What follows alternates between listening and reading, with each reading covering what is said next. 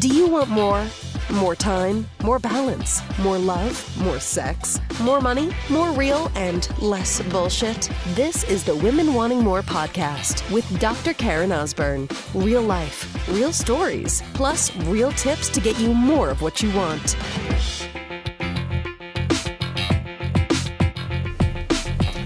So I had a cool experience last night, sister, in Starbucks. I almost took a guy out, so let me explain what happened. So I did a Facebook Live like right after it happened. So I'm going to link this up in the show notes. It was a Facebook Live on my personal page because I want you to really hear it. It's interesting because I almost recorded a podcast like right after it, but I was like, oh, I need to get back to work. So I was at Starbucks last night. It was a Tuesday night. We have a sitter that comes Tuesday night, and that's time for my husband and I to do some work and to kind of get caught up on things. And Friday nights are date nights, so it's one of the nights that the sitters come. So one of our sitters comes. And so I am at Starbucks doing some work. And we have we live in a nice neighborhood. Just got interrupted by a phone call there coming through. This is what happens when you record podcasts on your phone, as I do every single episode, by the way. Almost 500 now to date, but let me come back to this story. So there's some interesting characters that show up in the Starbucks. There's a hospital. I explained this in the Facebook Live. There's a hospital that's nearby. I don't know if there's something else. It's just there seems to be there's some interesting characters. Now we live in Victoria, BC in Canada. It's really, it's nice weather year round. We rarely, we don't really get snow. Maybe we get 1 or 2 snowfalls. It doesn't really stay. There can be times where there's no snowfalls. It's an area where a lot of seniors come to because they can be outside all year round and active and stuff. And so with that becomes some people that, kind of little transient folk, right? Like you could be homeless and not freeze overnight in Victoria. But regardless, there's some interesting people there. So there was a guy that was there, and I have my headphones on. I'm listening to videos, and I'm studying with part of a coaching program I'm in right now. And I'm kind of seeing this guy, and he's tall, kind of lanky guy. He's probably just maybe mid-50s, but he looks about 10 years older because of lifestyle choices. Dude looks like he's lived a bit of a hard life, a little raggedy looking, and he's clearly drunk, he's drunk. He's drunk, and maybe there's something else that's going on too. Maybe it's more of a mental illness thing. I don't know. He's talking to people, he's kind of swearing aloud and stuff. And so they're just kind of letting him exist in the Starbucks. There's quite a number of people in there, a lot of people that are sitting and having conversations with friends and studying and all that kind of stuff, right? Anything you'll see in a typical Starbucks. So, but then it's getting it's kind of amplifying a little bit. Now he's right by where the barista's at the end, where there was the bar, right, where you're going to pick up your drinks after you've ordered, and he's kind of sitting there. Now he's starting to swear and kind of look. I don't know if he's looking at people at the tables and what are you fucking looking at, that kind of thing, right? And so the manager came over. Her name is Cassie, and said, hey, you know what? Can you please just keep it down a little bit? Thanks so much. Was kind of being really, really nice about it. But, this is a guy, he's a taller guy. He's probably the tallest guy there. Otherwise, there's just some, kind of, younger dudes. And, I can feel a little bit of her kind of being intimidated by this guy. All female baristas that are there. And there's not a lot of other men that are there. And it's a bunch of women. And it's a bunch just of really young girls with their headphones on and sitting, right? So I'm watching this guy, and he starts kind of getting more that way. And so she comes over, she's like, you know what, come on, let's come outside. I'm gonna have to ask you to leave right now. And she's really just kind of jovial about it, come on, follow me, kind of thing, right? And he's not really going anywhere, right? So now I've been watching this guy. Now I'm intently looking at this guy, and I'm thinking what is going to be my next move now? Because instantly there's this, and it's kind of started a little bit of a, just be aware, Karen, to this overwhelming feeling of, you're going to need to stand up soon and fucking defend. It was a clear feeling. And almost a little bit of people talk about being trigger happy with a gun. I'm just let's go. Now, backstory, if you're new to the podcast, I box. I've been training for the last year and a half. I've had 2 tournaments that did not happen, one because of an injury. The first one because there was no opponent, and we'll see about the next one coming up. I don't know if there's a conflict with trying to figure out dates of when I'm traveling and speaking and events and all this kind of stuff. And so, I don't know, man. I would like to fight in the near future, but I've been training for it, right? I've been training, and so I spar, and I spar other people and my coach, and so at this point in the game too, like I'm feeling fairly confident in my skills as a boxer. So it's a lot of training. And so I'm watching this guy, and I'm instantly, like, I'm sitting at a table. He's probably, I don't know, 8 to 10 feet in front of me. And I'm just, like, intently watching. Like, my focus is 100% on this guy. And I'm kind of seeing a little bit of what she's doing. And I can see her kind of look over at me, and I'm just kind of like, I just felt this real powerful, not even a feeling or emotion, presence wash over me, which is like just, almost like I just stepped into like a zone, like whoosh. I'm suddenly in this space where I'm like, and I know when I've been sparring, when I first started sparring, I would get into the ring and it's like, I'd be like, oh, my mind would go blank. I'm all over the place. Like, and then what happens is you get hit a couple times and you realize, okay, if you don't keep your shit together, like, you're going to get fucking hurt. Like, you better find focus fast, right? Like, you learn quickly because you realize what doesn't work, which is to not be focused or to go like, I don't know what I'm doing, but just to like be present.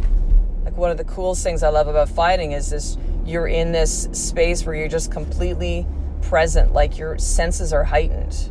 For me, that's my experience of it now. So I'm watching this guy, and she's again kind of like, come on, come with me. And then she's kind of looking over, kind of almost like this, like, what do I do now, right? And so that's when I say something. And I'm ready. I'm ready to fucking like take him out.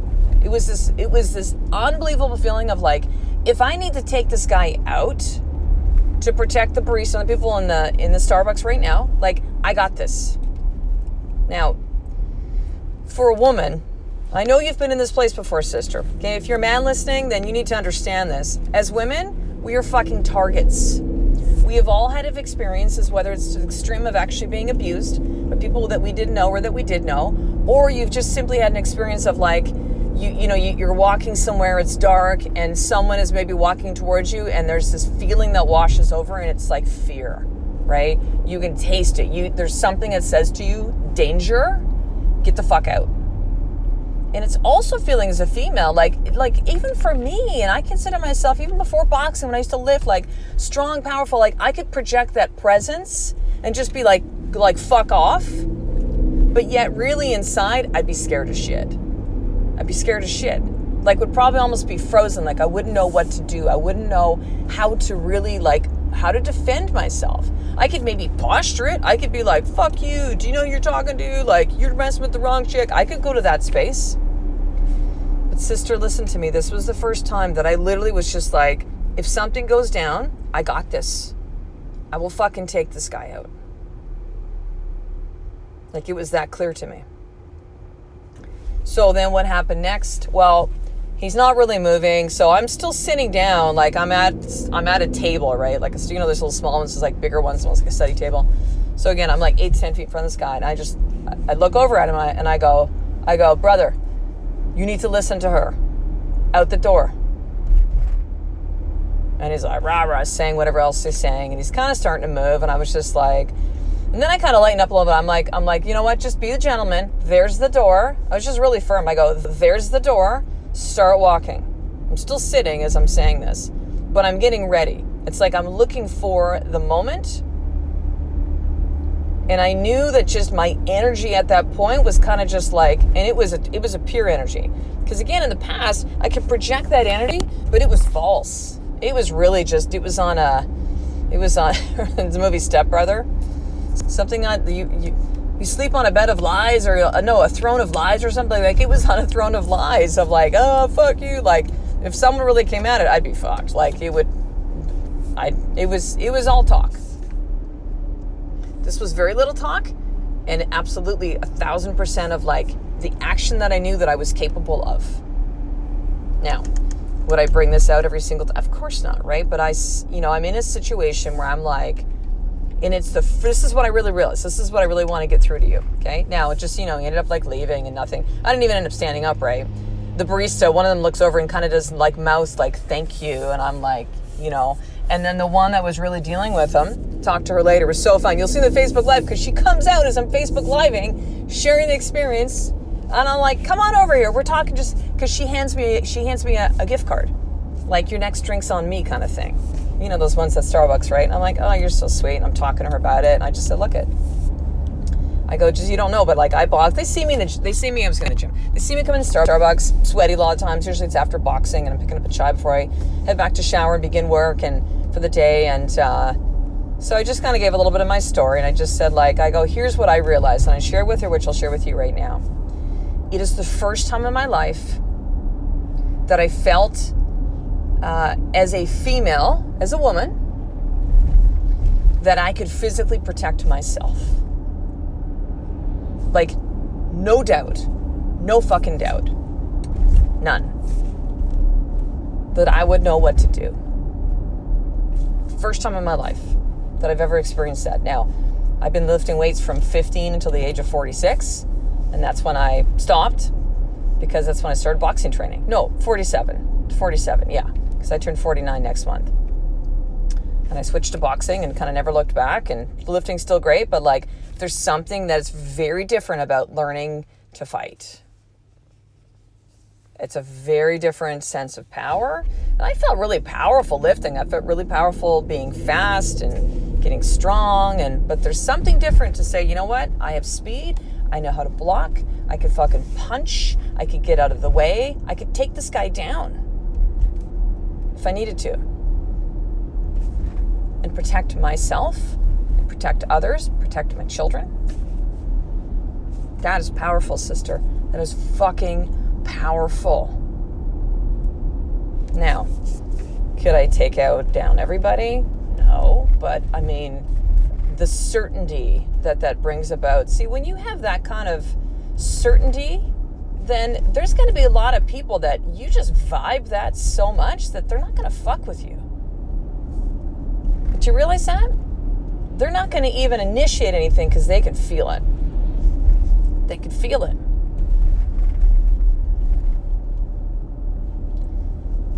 So I realized in that moment that, man, there's so many gifts and so many amazing things that have coming out of learning how to box, and the mindset piece and the emotional thing of, oh my God, can I do this? And oh my God, I'm so scared to get punched in the face, and facing all that shit, and the physical training and the mindset, like all of these, that like the gifts and the lessons that come with this is unbelievable. That I firmly believe that every fucking woman on the planet needs to learn how to fight. You need to learn how to fight. You need to learn how to fight physically to protect yourself. You need to learn how to fight for your fucking marriage, because a lot of you are lying down and giving up. You need to learn how to fight for your children, so if something has come up for them, like you stand up for your kids. And most importantly, you need to learn how to fight for yourself. And when you have that physical power in your body, you can bring the fight to other areas of your life. You have that physical fight in your body. You have the ability to protect yourself, defend yourself, fight if necessary, be on the offense, not just defense. You bring that fight to every other part of your life. I promise you fucking that. I promise you that, sister. So here's your more tip for today. You need to, at the very least, get a self-defense class, okay, on a regular basis. But I'm going to really encourage you to take a look at boxing, kickboxing, Muay Thai, martial arts, some kind of martial arts, like something where you physically, like, this is a life skill. Think of this, right? This is a fucking life skill. I don't care if you have a husband who's strong and powerful, like, he's not gonna always be there for you. To be able to physically defend yourself, to be able to exhibit that level of power, like to learn how to fight for yourself, is powerful. You will bring that fight to other areas of your life. Guarantee you that, sister. So that's your more tip. You gotta find a gym. You gotta find someone to train you. You need to go to a group class. You need to really seriously look into this. Now, nothing happened last night. But again, I'm convinced that if something needed to happen, I would be the one that could take care of business. Hands down. Hands down. That if somebody came at me, I would be okay. I would be okay. And my intention is that you have the ability to really understand when you have that physical power, that presence, that it really does. It radiates into all the other parts of your life. That's it. So go find a gym, find a trainer, find a coach, talk to a friend about it. I don't care, but start the process of learning how to physically defend and fight if you need to. It is a life skill that you need to have. It's a life skill. So there you go, sister. So 3 things I want to finish up with you today. Number 1 is the sisterhood. So this is a group coaching program that I created a year ago, which is powerful women that want more within their marriage. They want to be able to fight for their marriage. They want to fight for their kids. They want to fight for getting their health back and fight within their business and to really produce the way that they want to produce and create value and earn for themselves and for their family. So you get to try the sisterhood for free for $1. $1. That's it for 7 days.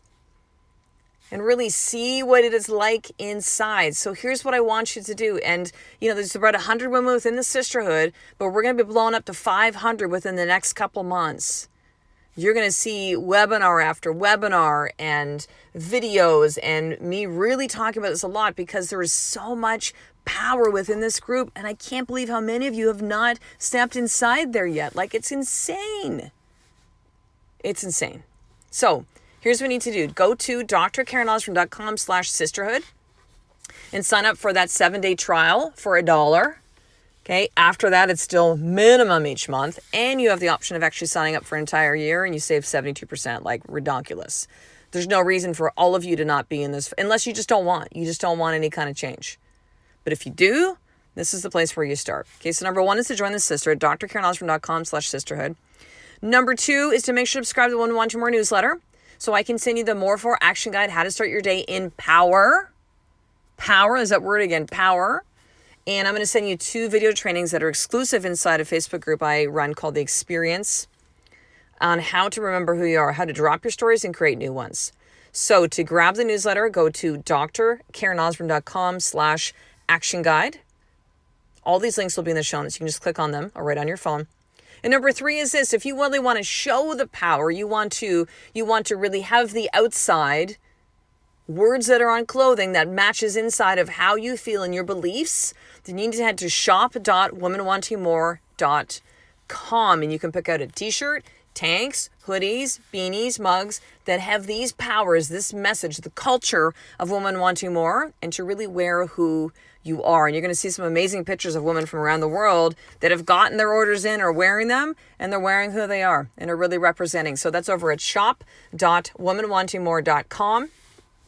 And because you're here on the podcast, I'm going to actually give you something special. This is a gift. So when you go in on there for that first order, you get 10% off your entire order plus free shipping anywhere in the world. So use the discount code podcast10, and you'll get 10% at checkout. So I'll talk to you the next episode, sister. A life of more is just one step away from you doing the fucking work every single day. I love and appreciate you. To get the show notes of each Women Wanting More episode, including the How to Get More tip, subscribe to the newsletter at drkarenosborn.com/newsletter.